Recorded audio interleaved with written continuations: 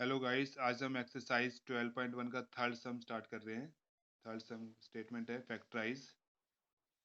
First part है x square plus x y plus 8x plus 8y। तो इस समय हम देख रहे हैं कि चार टर्म्स हैं। अब चार टर्म्स में हम कैसे सोल्व करते हैं सम को। इसमें हम क्या करेंगे, दो दो का पेयर बना के इसमें से कॉमन लेंगे, चारों में से इकट्ठा नहीं लेंगे। पहले दो का पेयर बना के लेंगे, फिर अगले नेक्स्ट टू का पेयर बनाएंगे, फिर उनको सोल्व करना है। जैसे कि सम है ये, एक्स स्क्र को एक्स इंटू एक्स लिख दिया, ये एक्स वाई को एक्स इंटू वाई लिख दिया, एट एक्स का एट इंटू एक्स ही लिख दिया है, और एट वाई को एट इंटू वाई लिख दिया है। देखो इनमें इन दो में से ना, इन दो में से फिर इन दो में से देखो, इन दोनों में एक्स एक्स है, एक्स कॉमन ले लिया हमने, एक्स कॉमन ले लिया, एक्स दोनों में आ रहा है ना, इसलिए एक्स बाहर ले लिया, तो यहाँ से एक्स बचा और यहाँ से वाई बचा है। और यहाँ देख रहे हैं हम इन दोनों में एट है, एट बाहर ले लिया हमने, तो यहाँ से क्या बचा हमारे पास एक्स, और यहाँ से बचा है वाई। तो इन दोनों ब्रैकेट में ना सेम टर्म बननी चाहिए। अगर सेम टर्म बननी है तो बन रही है तो इसका मतलब सही किया हमने, अगर सेम नहीं बन रही तो गलत किया हमने। अब इस टर्म में से और इस टर्म में से, दोनों में से एक्स प्लस वाई है, तो एक्स प्लस वाई को बाहर ले लेते हैं, एक्स प्लस वाई बाहर ले लिया, तो यहाँ से एक्स बचा है और यहाँ से एट एट रह गया है। तो ये हमारा आंसर आ जाएगा। तो एक बार ध्यान से दोबारा से देख लो, एक्स स्क्वायर को हमने लिखा है x into x, x y को लिखा है एक्स इंटू वाई, और एट एक्स को एट इंटू एक्स लिख लिया, दोनों में एट है इसलिए एट इंटू एक्स लिख लिया, इसको एट इंटू वाई लिख लिया। अब इनमें से एक्स बाहर आ गया तो एक्स रह गया, यहाँ से एक्स बाहर आ गया वाई रह गया, यहाँ से एट को बाहर ले लिया तो एक्स बच गया, यहाँ से भी एट को बाहर ले लिया तो वाई बच गया। इसके बाद देखो दोनों ब्रैकेट में सेम टर्म बनी है, तो इसका मतलब हमने यहाँ तक सही किया है। अब एक्स प्लस वाई दोनों में आ रहे हैं, अब एक्स प्लस वाई दोनों में से बाहर ले लिया, यहाँ से एक्स बचा और यहाँ से एट बचा है। नेक्स्ट सेकंड है 15xy minus 6x plus 5y minus 2।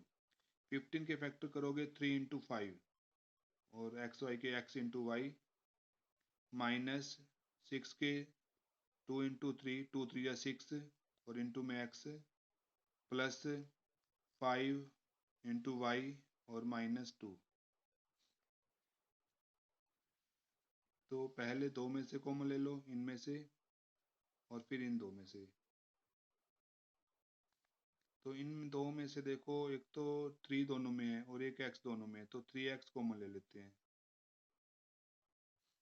Three x को कॉमन लिया, थ्री और एक्स बाहर आ गए, तो यहाँ बचा फाइव और वाई, फाइव और वाई बच गए, और यहाँ से थ्री और एक्स बाहर ले लिया तो यहाँ टू बच गया है। यहाँ से इन दोनों में से तो कुछ भी कॉमन नहीं आ रहा है, मत तो जब कुछ नहीं कॉमन आ रहा है इसका मतलब वन पे ये दोनों डिवाइड होते हैं, तो अपने तब वन कॉमन लेना होता है, तो वन कॉमन लेंगे तो यही टर्म सेम आ जाएगी अंदर, five into y minus two. जब ये दोनों किसी भी टेबल पे नहीं जा रहे, इसका मतलब ये वन की सिर्फ ओनली वन की टेबल पे जा रहे हैं, तो हमने वन कॉमन लेना है। वन से डिवाइड करेंगे तो फाइव ही बचेगा, यहाँ वाई और ये टू, ये थ्री एक्स, ये five into y, five y आ गया माइनस टू, और यहाँ से one, five Y minus two. अब फाइव वाई माइनस टू देखो दोनों टर्म दोनों में आ रहा है, दोनों टर्म में आ रहा है, तो five Y minus two common ले लेते हैं, यहाँ से फाइव वाई माइनस टू बाहर ले लिया तो थ्री एक्स बच गया, और यहाँ से भी ये फाइव वाई माइनस टू बाहर ले लिया तो यहाँ से वन बच गया है। तो ये आंसर आ गया हमारा। थर्ड है a x plus b x minus a y minus b y. तो a multiply x b multiply x minus a multiply y minus b multiply y. तो अब दो दो का पेयर बना लेते हैं, ये ब्रैकेट में आ जाएगा, बीच में यहाँ प्लस डाल लो। अब देखो इन दोनों में एक्स है, एक्स बाहर ले लेते हैं, एक्स बाहर लिया, यहाँ ए बच गया, यहाँ पर बी बच गया है। यहाँ से एक तो माइनस दोनों में है, माइनस बाहर ले लो, और एक वाई दोनों में, वाई को बाहर ले लिया है, तो बचा क्या, यहाँ से वाई और माइनस बाहर ले लिया तो ए बच गया, माइनस में से माइनस बाहर ले लिया तो माइनस माइनस प्लस हो जाएगा ये, और वाई बाहर ले लिया तो यहाँ से बी बच गया है। अब देखो दोनों टर्म में सेम टर्म, दोनों ब्रैकेट में सेम आ रही है टर्म ए प्लस बी, तो इसका मतलब यहाँ तक हमने सही किया है। तो ए प्लस बी अब दोनों में से कॉमन ले लेते हैं, ए प्लस बी कॉमन ले लिया तो यहाँ से बचा एक्स और यहाँ से बचा है माइनस का वाई, तो इसका ये आंसर आ जाएगा a plus b x into x minus y. Fourth है 15 q plus 9 q plus 25 p. तो इसमें ये पी क्यू है, इसमें कुछ भी नहीं है, पी क्यू के साथ यहाँ कुछ नहीं है, और फिर यहाँ पर 9 क्यू है, यहाँ 25 पी है। तो इसमें थोड़ा सा ना चेंजिंग कर लेते हैं, 15 पी क्यू, इसके साथ हम ये पी वाली टर्म ले लेते हैं, 25 पी ले लेते हैं, फिर ये ले लेते हैं 9 क्यू और ये प्लस 15 ले लेते हैं। अब सही हो जाएगा। 15 के प्राइम फैक्टर बनाएंगे 3 × 5 और p इंटू क्यू हो गया। 25 के 5 × 5, 5 × 5 = 25 इंटू पी, 9 के 3 × 3 और इंटू में क्यू, 15 के 3 × 5 हो जाएगा। अब दो दो का पेयर बना लो, इसका और इसका और इसका और इसका। इनमें से देखो 5 5 दोनों में आ रहा है, p दोनों में आ रहा है, 5p बाहर ले लिया, 5p बाहर ले लिया तो यहाँ से 3 और क्यू बच गए, यहाँ से भी 5p बाहर ले लिया तो 5 बच गया, यहाँ से 3 दोनों में 3 बाहर ले लिया तो यहाँ से क्या बचा, 3 और क्यू बच गया, 3 क्यू, यहाँ से 3 बाहर ले लिया था 5 बच गया। अब देखो 3 क्यू प्लस 5 दोनों टर्म में सेम आ रहा है, तो यहाँ से इन दोनों में से अब 3 क्यू प्लस 5 बाहर ले लिया हमने, तो बचा यहाँ से हमारे पास 5p और यहाँ से बचा है 3, तो ये आंसर आ जाएगा। तो ये ध्यान रखना होता है, इन दोनों ब्रैकेट में ना सेम टर्म बननी चाहिए, अगर सेम बन रही है तो सही किया हमने सब, नहीं तो गलत है। तो 3 क्यू प्लस 5 फिर क्या करना है, नेक्स्ट पॉइंट में फिर 3 क्यू, जो ये दोनों सेम टर्म बन रही है ये कॉमन ले लो, अंदर ये बच गया 5p और यहाँ से 3 बच गया।